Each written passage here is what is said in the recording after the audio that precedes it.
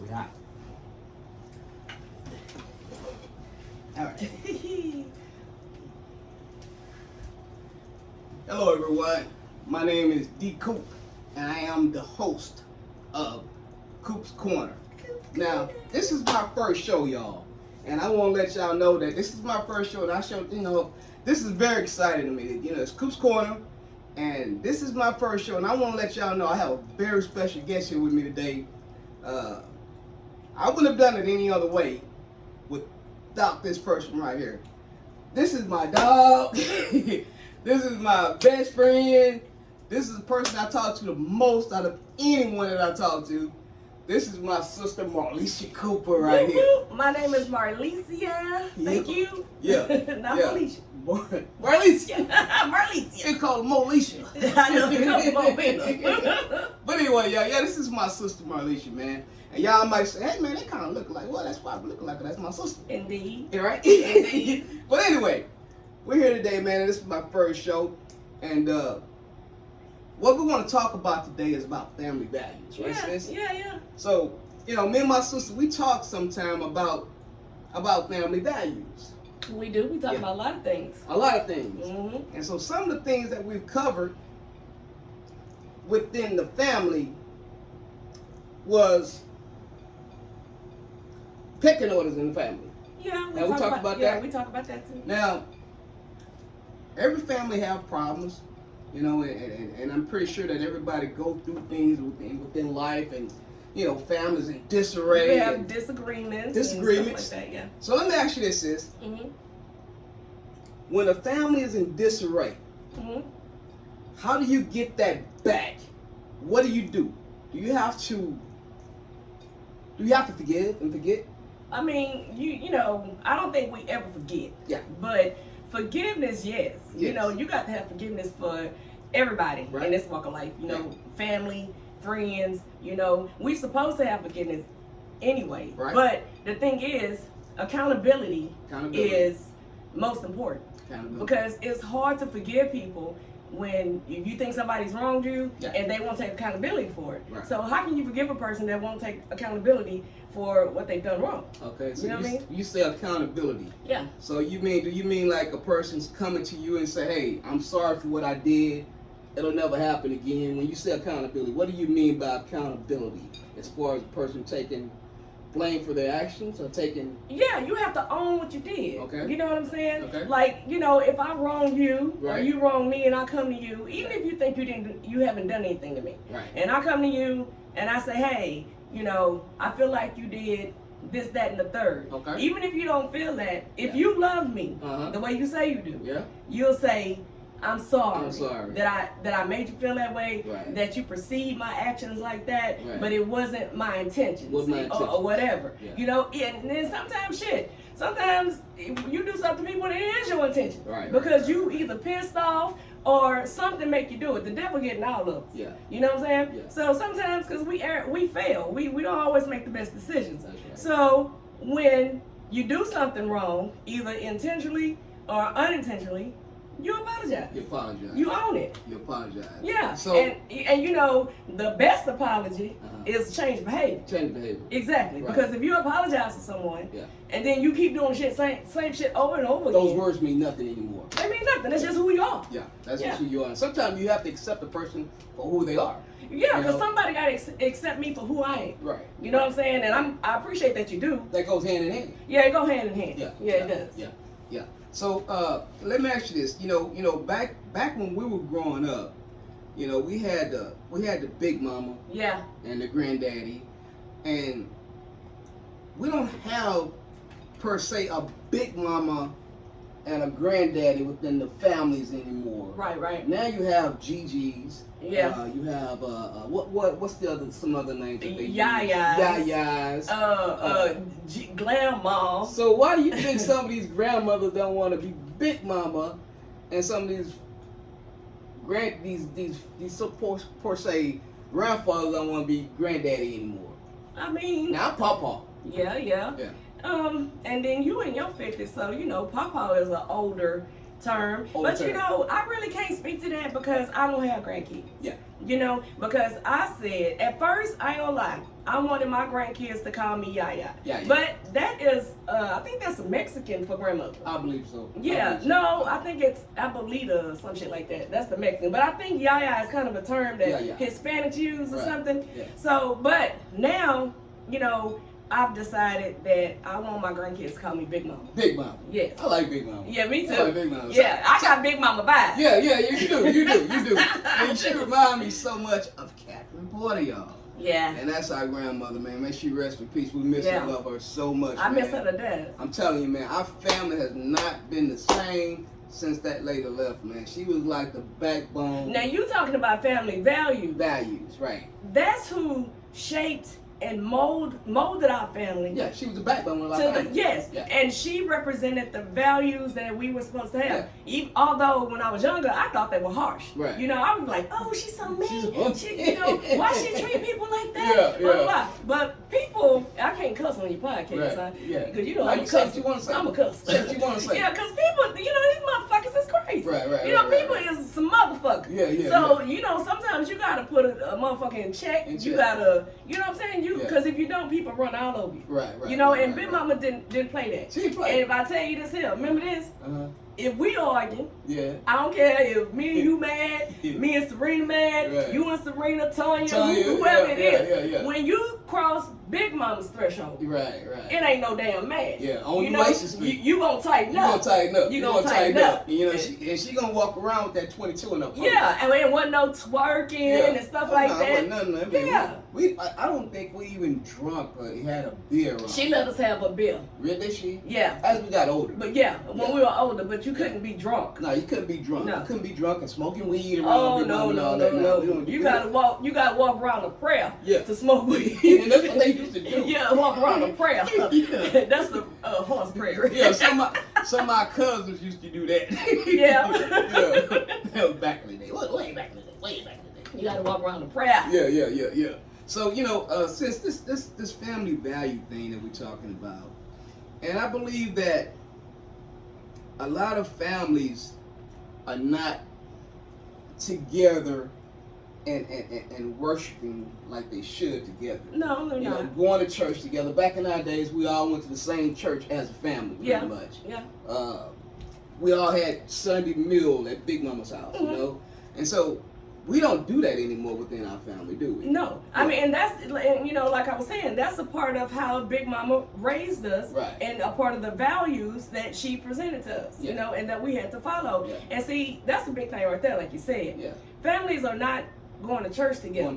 You know what I'm saying? Like, and sometimes we're not going to church at all. You know? So a lot of times when you don't get fed, you know, as often as you need to, you tend to do things within your own will. You see what I'm saying? So you stray away a little bit. You stray away and you do things within your own will. But you know, if everybody was doing what they were supposed to do, go to church and being who the Lord say they supposed to be, then things will be a little better because forgiveness will come a little quicker. You know what I'm saying? And accepting forgiveness will come a little quicker. It will. It will. And we're supposed to do that anyway, like you said.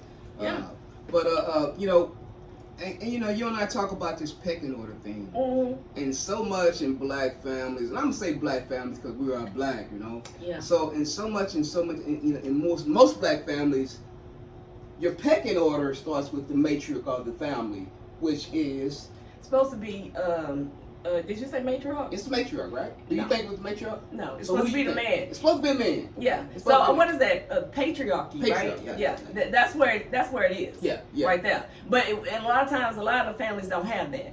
So when they don't have that, it falls on the woman. So a black woman has to step up and be that backbone of the family, which is what Big Mama did.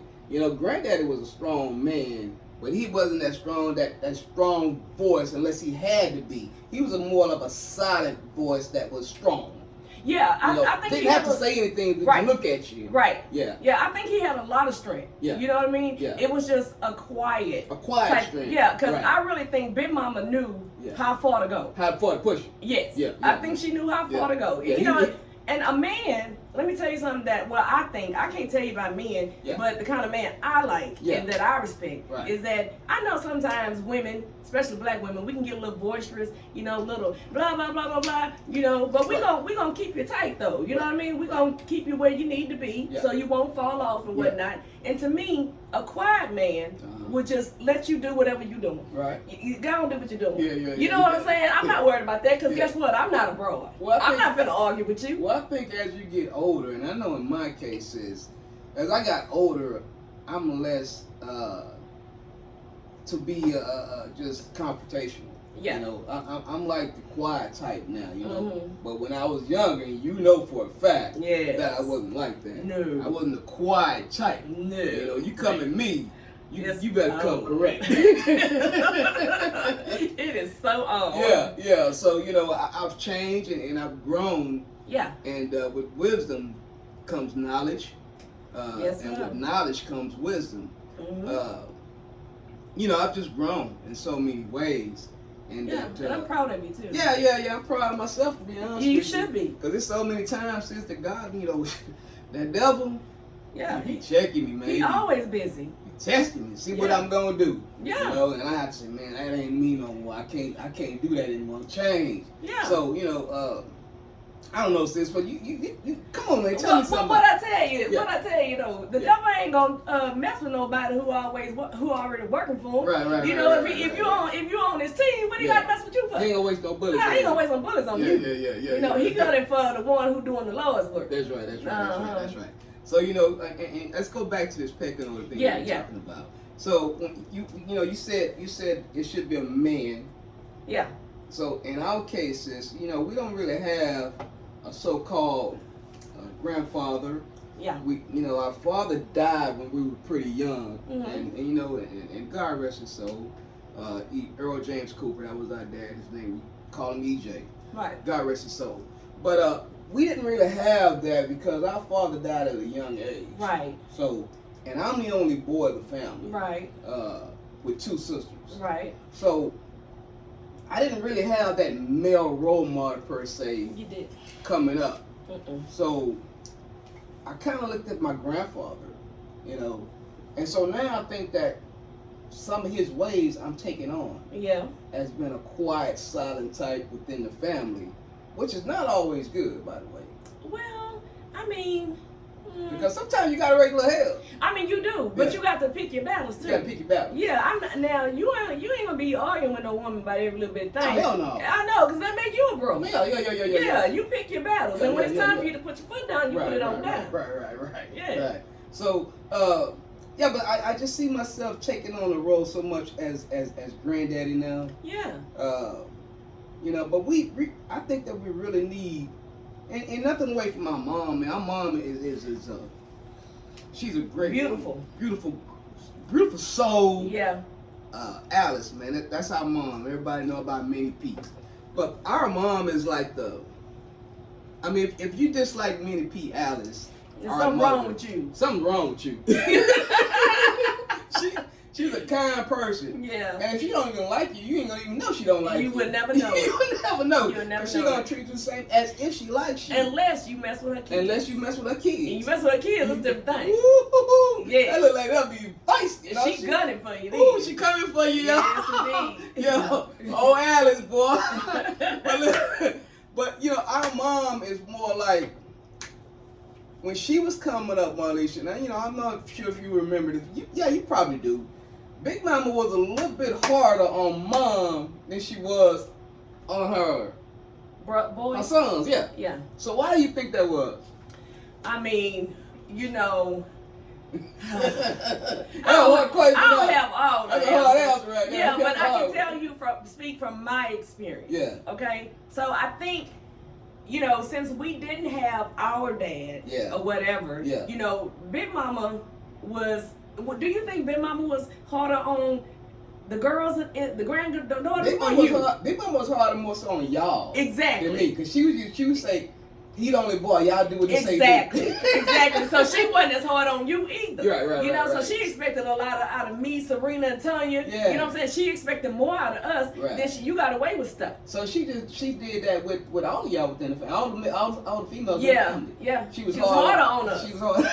but the thing is, and I raised my daughter the same. Yeah. You know, and I realized that. So I was harder on my daughter than I was on my son. Yeah. You know, but I'm glad I did it. You glad you did that? Well, yeah, because I'm not a man. Yeah. You know, so we're nurturers, but still I know my daughter as a female and me not being raised around a man, you know, in my experiences, you gotta be tough out here. Yeah. You know what I'm saying? You gotta you gotta tighten up. You made me tough. Yeah. You know what I'm saying? Yeah, you have to be tough as a female because you got to make it for yourself. You have to protect yourself. Yeah. And if you have children, you got to protect them too. That's right, and I'm not a man. I didn't know how to raise my son to be a man. Right. But the only thing I could really tell him is, you know, how to be honest, feel the Lord, you know, and when you talking to another man, you stand up, you look that nigga dead in the face with 10 toes down, and you tell him what it is. And give him a firm handshake. Yes. Now, I taught him that stuff, you know, and you helped me with some things, but I just don't, I don't know. I was tough on my daughter. Yeah. And I'm glad I was. Yeah, but you know what? Mom was tough on y'all than she was on me. Don't you think? Yep. Yeah. She was oh, y'all. Yeah. I don't know why you think she was so. Why you think she wasn't as tough with me like that? You only son. Wow. I got away with a lot of shit, y'all. Yeah, he did. He did. Yeah. I don't know what he wanted to do. But at some point, Mom said, "You a man." He did. She did. She said, "You're a man. You got a daughter. Yep. Why you still in this house?" Exactly. Y'all came home with food that day. And I said, "Well, why mine at?" She said, "You're a grown man. Y'all had went out to eat." She said, "You better go in there and boil your sausage." You remember that? No. That's what she told me. But I remember when she told that you was a man, you got a daughter, you need to get up out of here. Yeah. I left that night. Go handle your business. I left that night, never went back, y'all. Yeah, I remember that. Yeah. So anyway, you know, she made me get out there and be a man. Well, let me ask you this. Yeah. When it comes to family values within your own family, right? Like, what kind of values do you think you try to guide your girls with, or you know, your wife and your other girls, you know, with your pretty much family? The same thing I was trying to do with you. Don't trust them dudes out there. Yeah. Keep your legs closed. Don't believe everything they say. And I was telling them that because I was an example of what I don't want them to see or don't want them to be with. Yeah. Because I was like that. I was oh Lord, here we go. Back you ain't got to tell it all. Well, back in my day, I wasn't the type of man, a young man that I should have been. Right. I've done some things to young ladies that I shouldn't have done. But the culture promotes that though. It does. You know what I'm saying? And even more so now. Yeah, it promotes that. It promotes to get all you can get, you know, have all the women you can and all that stuff. They think that's so-called being a man or whatever. Another notch in your belt. Yeah, another notch in your belt. The culture, you know, supports that. So that's probably why you was doing that, because that's the status quo as it is. Well, you know what though? I'm thankful that I only have 2 baby mamas. Yeah. Because I see a lot of guys out here, sis, and they got like 4 and 5 different baby mamas. Yeah. That's ridiculous. It is. That's ridiculous, man. I ain't gonna say, well, I'm number 2. That's all I can say. At least I was early. Yeah. That's all I can say. Yeah. And you only have 1 baby daddy. Oh, yeah. Well, thank you, homeboy. Yeah. That's because I told her, you know. And I showed up at her school to pick her up one day, and you know, and there were certain situations where I got out my car, and you know, I had my poo-poo with me, my pew-pew, and I was like, hey, you mess with my sister in the middle of the traffic. Yes. You know, and I was that big brother.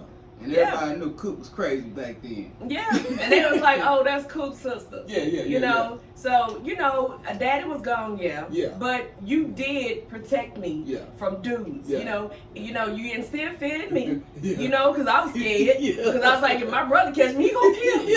And then they were scared to touch me because they be like, if Coop catch me, he gonna kill me.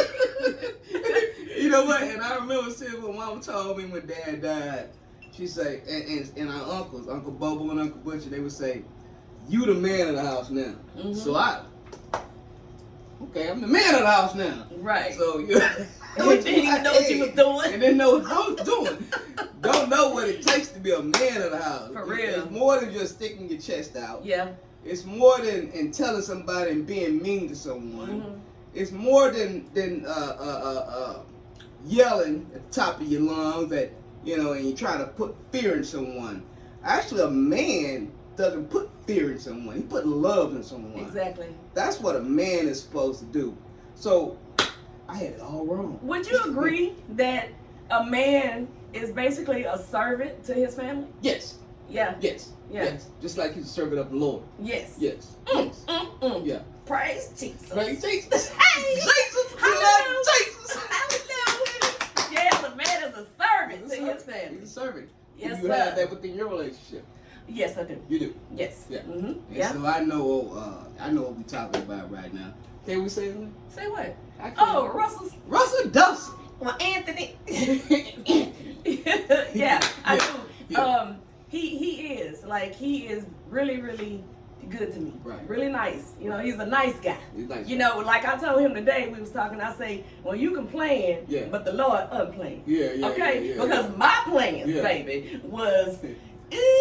You know what I'm saying? Right. Yeah, but now the Lord unplanned. He say, "Here you go. This is what you need. This is what I'm gonna do for you, right?" Yeah, and it's a blessing. Yeah, it's a blessing. And do you think that y'all kind of like balance each other out?